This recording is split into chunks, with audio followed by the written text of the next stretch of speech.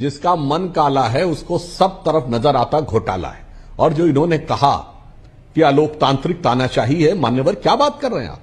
आपने चौकीदार चोर है का नारा लगाया और उसके बाद जनता ने यह निर्णय दिया कि हमको 303 और आपको स्पष्ट बहुमत लायक, स्पष्ट बहुमत छोड़िए, मुख्य विपक्षी दल के लायक संख्या नहीं दी।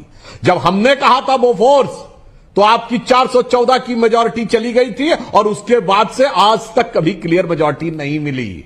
तो जनता को इस ढंग से आप ये जनता को अपमानित करने वाली बात करें। यदि आपने मुद्दा न बनाया होता तब ठीक था, आपने केवल टेक्निकल इश्यू उठाया होता, कोर्ट में रहे होते, पार्लियामेंट में, जनता के बीच में न गए होते तो आपकी बात तर्कसंगत थी। आप तो जनता में जाकर और उस पर हार कर चले आ चुके हैं। अब आपका यह बोलना कदापि शोभा नहीं देता है। इसीलिए हम आपसे यह कहना चाहते हैं कि आपने अभी तक जितने भी मुद्दे उठाए हैं, आपने मोदी जी के काम की बात कही, जनाब हम तो ये कहेंगे, अच्छा आपको किस पे भरोसा रहा ये बताइए। आप उस प्रश्न का तो उत्तर नहीं दे पाए कि आप 4 सरकारें बता पाते।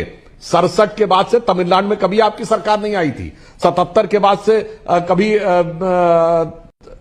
वेस्ट बंगाल में नहीं आए थे। आप नहीं बता पाए क्योंकि आपने किसी को पूरा नहीं करने दिया। दूसरा प्रश्न पूछता हूं, आपको इस समय विश्वास हो रहा, आपने अभी कह दिया सुप्रीम कोर्ट ये करता है, जांच एजेंसी, चलिए आपको सेबी पे भरोसा नहीं है, आपको आरबीआई पे भरोसा नहीं है, आपको एलआईसी पे भरोसा नहीं है, ईडी पे भरोसा नहीं है, सीबीआई पे भरोसा नहीं है, आपको ईवीएम पे भरोसा नहीं था, आपको इलेक्शन कमीशन पे भरोसा नहीं था, आपको मीडिया पे भरोसा नहीं है, आपको तो जब इंटेलिजेंस एजेंसी कहती थी रोहिंग्या खतरा है तो उस पर भरोसा नहीं है, जब आर्मी कहती है कि हमने सर्जिकल स्ट्राइक की तो उस पर भरोसा नहीं है, जब एयरफोर्स कहता है कि हमने एयर स्ट्राइक की उस पर भरोसा नहीं है, विदेश मंत्रालय चाइना के बारे में आपको साफ नजर आ रही है, सबको खाने वाला है।